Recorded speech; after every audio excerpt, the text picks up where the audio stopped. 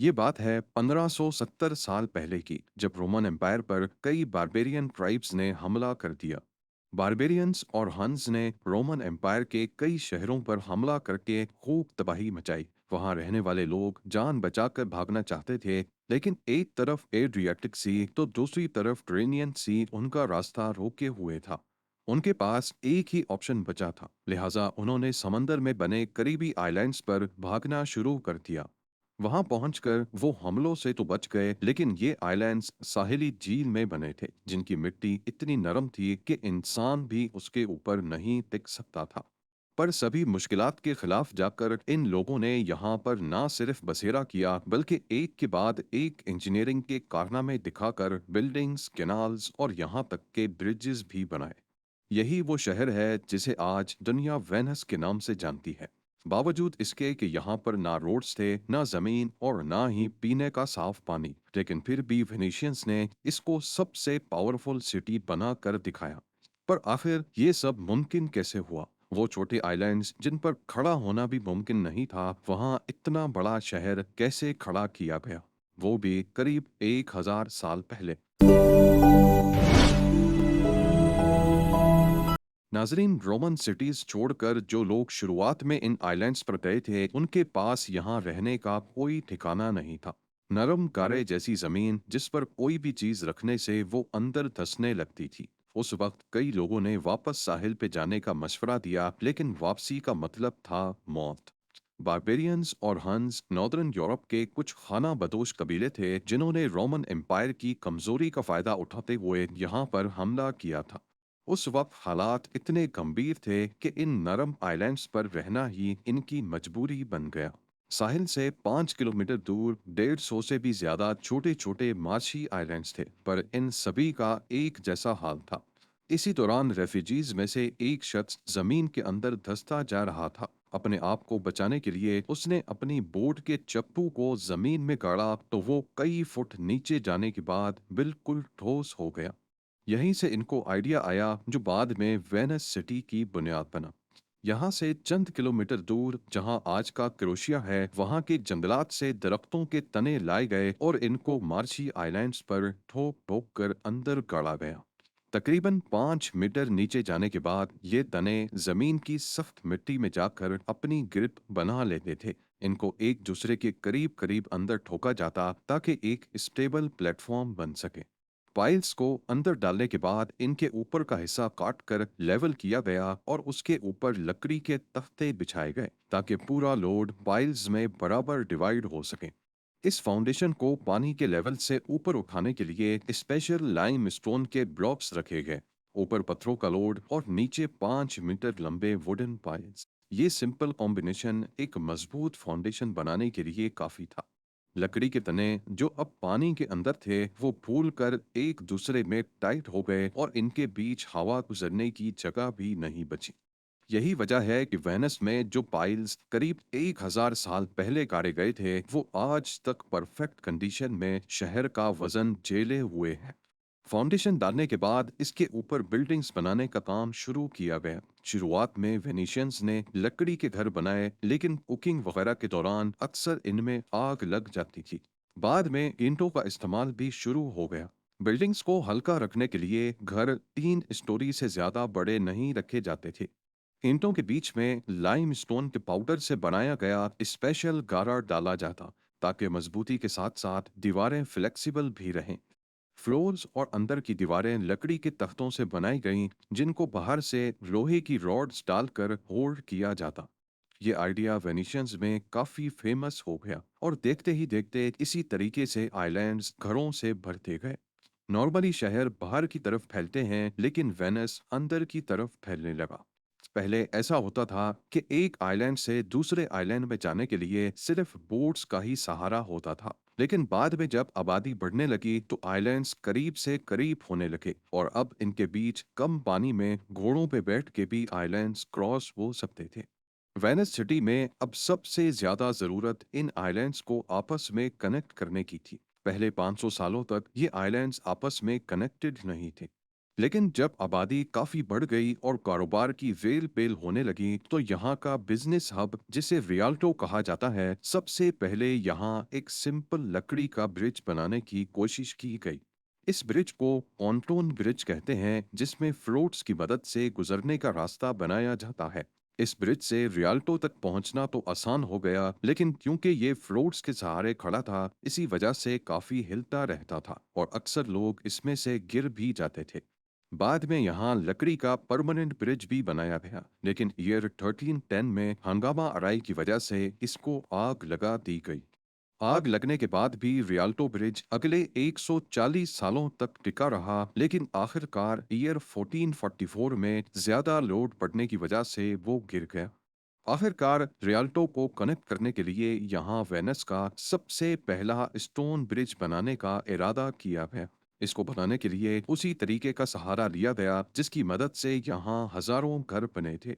12,000 से ज्यादा wooden piles नहर के किनारे में गाड़ी गईं और उनके ऊपर 10,000 टन वजनी पत्थर का आर्च ब्रिज कंस्ट्रक्ट किया गया। ये ब्रिज इतना कामयाब हुआ कि पूरे वेनिस में इसी तरीके से पत्थर से बने ब्रिज बनाए जाने लगे। आज भी ये ब्रिज उसी मजबूती से खड़े लोगों के हजूम का वजन बर्दाश्त कर रहे हैं। इन ब्रिजेस की मदद से अब एक आइलैंड से दूसरे में जाना और भी ज्यादा आसान हो गया। वेनिस सिटी में रोड्स नहीं बल्कि सिर्फ कैनाल्स हैं और इन कैनाल्स को ही इस्तेमाल करते हुए एक जगह से दूसरी जगह पहुंचा जाता है। इससे वेनिस को फायदा ये हुआ कि सामान वगैरह को शहर के किसी भी कोने में पहुंचाना काफी आसान होता है। वैसे नॉर्मल सिटीज में उस वक्त पैदल चलने वालों का और घोड़े गाड़ियों का एक ही रास्ता होता था, जिसकी वजह से काफी कंजेशन होती थी, लेकिन वेनिस इससे बिल्कुल अलग था। यहाँ पैदल चलने वालों का रास्ता कैनाल्स में चलने वाली बोट से बिल्कुल अलग है और सबसे बड़ा फायदा ये कि कैनाल से कोई कहीं भी उतरकर जल्दी से अपने घर तक पहुंच सकता है। देखते ही देखते वेनिस यूरोप का सबसे ताकतवर और अमीर शहर बन गया और इसकी सबसे बड़ी वजह इसकी लोकेशन थी। मैप पे देखा जाए तो ये है एड्रियाटिक सी, जिसके एंड में वेनिस है और ये समंदर सीधा मेडिटेरेनियन सी में जाकर मिलता है। और मेडिटेरेनियन सी अफ्रीका, यूरोप और मिडिल ईस्ट तीनों से कनेक्टेड है। आज भी गुड्स ट्रांसपोर्ट का सबसे आसान और सस्ता तरीका समंदरी रास्ता माना जाता है। यानी मिडिल ईस्ट और ईस्ट यूरोप से वेस्टर्न यूरोप तक पहुंचने के लिए जहां इटली, ऑस्ट्रिया, हंगरी, जर्मनी और फ्रांस हैं, शिप्स आसानी से एड्रियाटिक सी के आखिर तक आ सकती थीं, जहां पर आज वेनिस मौजूद है। बेशक ही ईस्ट यूरोप वेस्ट के साथ जमीनी रास्ते से जुड़ा है, लेकिन क्योंकि उस वक्त ट्रांसपोर्ट का वाहिद जरिया शिप्स थीं, तभी ब्लैक सी से मेडिटेरेनियन और फिर एड्रियाटिक सी तक सारा सामान शिप्स में ही भेजा जाता था। और क्योंकि यहाँ कार्गो शिप्स का आना ज्यादा था, तभी वेस्टर्न यूरोप से ईस्ट यूरोप तक गुड्स भेजने के लिए सस्ती कार्गो शिप्स भी वेनिस से ही मिल जाती थी, क्योंकि उनको वापसी खाली जाना होता था। बिजनेस एक्टिविटी की वजह से वेनिशियंस काफी मालदार हो गए। ये देखते हुए आसपास मुल्कों के लोग भी वेनिस में बसने लगे और देखते ही देखते यहाँ की आबादी काफी बढ़ गई। अब वेनिस में पीने के पानी की डिमांड हद से ज्यादा बढ़ गई। बेशक वेनिस चारों तरफ पानी से घिरा हुआ है, लेकिन ये समंदर का नमकीन पानी है जिसे पिया नहीं जा सकता। कुदरती चश्मों या रिवर्स के ना होने की वजह से यहाँ फ्रेश वाटर जमा नहीं होता था। वेनिस में पीने का पानी मेन लैंड से ड्रम्स में भर भर के कश्तियों में लाद कर लाया जाता था। लेकिन जब यहाँ की पॉपुलेशन 1,70,000 हुई तो पानी की किल्लत होने लगी। इस पॉइंट पे वेनिशियंस के इंजीनियर्स को एक बार फिर से अपना दिमाग चलाने की जरूरत थी। कुछ तो ऐसा करना था जिससे वेनिस की बढ़ती आबादी को पीने का पानी मिल सके, वरना यहाँ का बिजनेस भी अफेक्ट हो सकता है। वेनिस में ही आइलैंड्स के चंद हिस्से ऐसे थे जहां कंस्ट्रक्शन नहीं हुई थी। उन आइलैंड्स पे बारिश के पानी को जमा करने के लिए गहरा गड्ढा खोदा गया और उसकी दीवारों को मिट्टी और गारे से वाटर प्रूफ बनाया गया। अगर आपको लग रहा है कि इन गहरे गड्ढों में डायरेक्टली बारिश का पानी स्टोर किया जाएगा, तो ऐसा नहीं है, बल्कि वेनिशियंस की सोच इससे ज्यादा एडवांस्ड थी। इन गड्ढों में कुआं बनाकर उसके इर्द गिर्द रेत और पत्थर डाले गए और उसके ऊपर टाइल्स लगाकर वापस प्लेन सरफेस कर दिया गया। सरफेस पे कुछ सुराख छोड़े गए जिसमें से बारिश का पानी अंदर जा सके। ये पानी रेत और पत्थर से होता हुआ जब कुएं में जमा होता तो ये फिल्टर भी हो जाता था। पानी की फिल्ट्रेशन का ये नेचुरल प्रोसेस है। बारिश का पानी जब पहाड़ों से चश्मों की सूरत में नीचे आता है तो पत्थरों और मिनरल्स से गुजरकर वो बिल्कुल साफ पीने के काबिल हो जाता है। वेनिशियंस का ये फिल्टर सिस्टम इसी बुनियाद पे काम करता था। लेकिन सवाल ये है कि इतने छोटे से एरिया में आखिर कितना ही बारिश का पानी जमा हो पाएगा।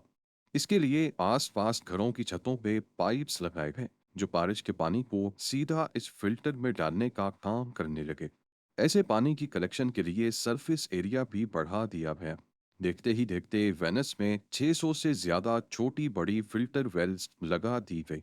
10 से 12 घर आपस में मिलकर एक ही फिल्टर वेल शेयर करने लगे। वेनिशियंस ने एक बार फिर से अपने शहर को बचाने के लिए एक मास्टरपीस तैयार किया। लेकिन अभी भी वेनिस में एक बड़ा मसला मौजूद था, सीवरेज। नॉर्मली शहरों में अंडरग्राउंड सीवरेज लाइंस बिछाई जाती हैं जो वेस्ट को शहर से दूर लेकर जाती हैं। लेकिन वेनिस में ग्राउंड ही नहीं तो सीवरेज लाइन कहाँ बिछाई जाएंगी। अभी तक वेनिस में लोग वेस्ट को कैनाल्स में ही फेंक देते थे, लेकिन जिनके घर के सामने से डायरेक्टली कोई कैनाल नहीं गुजरता था वो अपना कचरा पाथवेज पर ही फेंक देते थे। इसकी वजह से ये पाथवेज अक्सर औकात बदबू से भरे रहते। 16th सेंचुरी में वेनिशियंस ने घरों से वेस्ट कलेक्शन के लिए नालियां बनाई जिनकी मदद से वेस्ट सीधा कैनाल्स में जाकर गिरता था। ये नालियां कैनाल के नॉर्मल लेवल से ऊपर रखी गई जिसकी वजह से नालियों का लिक्विड वेस्ट उसी वक्त कैनाल्स में गिर जाता था लेकिन सॉलिड वेस्ट वहीं नाली में रह जाता था। फिर हाई टाइड के वक्त जब कैनाल्स का लेवल बढ़ता तो पानी नालियों के अंदर मौजूद सॉलिड वेस्ट को कैनाल्स में खींच लेता था। समंदर में दिन में 2 मरतबा हाई टाइड आती है और ऐसे दिन में 2 मरतबा नालियां खुद साफ हो जाती थी। हाई और लो टाइड्स की वजह से दिन में 2 मरतबा समंदर का पानी वेनिस के कैनाल्स में दाखिल होता और पॉल्यूटेड पानी की जगह ले लेता। ऐसे ना सिर्फ घरों की नालियां बल्कि वेनिस के कैनाल्स भी साफ रहते और क्योंकि ये सॉल्ट वाटर है जो कि डिसइंफेक्टेंट के तौर पे भी काम करता है। आज भी वेनिस में यही सीवरेज सिस्टम काम कर रहा है। हैरत अंगेज तौर पे 1000 साल पहले जिस इंजीनियरिंग की बदौलत वेनिस को बनाया गया था वो आज तक काम कर रही है। बिल्डिंग फाउंडेशंस, कैनाल्स, ब्रिजेस और सीवरेज सिस्टम। आपको बताता चलूं कि वेनिस धीरे धीरे जमीन में धंसता जा रहा है। ये एक नेचुरल प्रोसेस है जिसकी वजह से हर साल ये शहर 1 से 2 मिलीमीटर नीचे धंस रहा है। ये दुनिया का वाहिद शहर है जहां ना गाड़ियां हैं ना मोटर बाइक। यहाँ हर साल फ्लड आता है जिसे एक्वा एल्टा कहते हैं। सर्दियों में यहाँ पानी का लेवल काफी बढ़ जाता है और अक्सर वॉकवेज पानी के अंदर चले जाते हैं। हर साल वेनिस को 60 लाख लोग विजिट करते हैं लेकिन अभी यहाँ की लोकल पॉपुलेशन 50,000 से भी कम है। ओके, प्यार भरे कमेंट्स का बेहद शुक्रिया। मिलते हैं अगली शानदार वीडियो में।